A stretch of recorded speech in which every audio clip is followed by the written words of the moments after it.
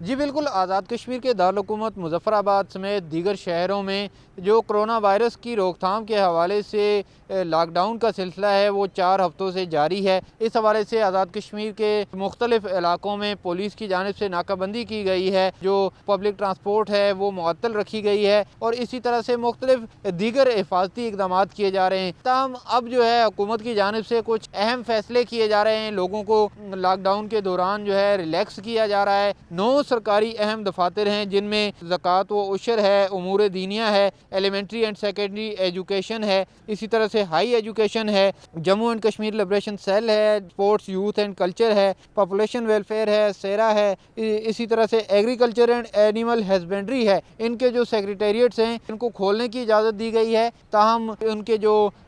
حکام ہیں ان کو یہ اختیار دیا گیا ہے کہ کم سے کم عملے کے ساتھ ان دفاتر کو کھولا جائے گا اور یہاں پر جو ہے کام کا پھر سے آغاز کیا جائے گا۔ حکومت کی جانب سے کچھ دیگر اہم فیصلے بھی کیے گئے ہیں، نماز جمعہ ہے، نماز پنجگانہ ہے اور اسی طرح سے جو رمضان المبارک کی تراویح کے حوالے سے جو ہے فیصلہ کیا گیا ہے کہ ان عبادات کی اجازت ہوگی، تاہم دیگر جتنی بھی حفاظتی اقدامات ہیں وہ کرنے کے بعد ان عبادات کی اجازت دے دی گئی ہے۔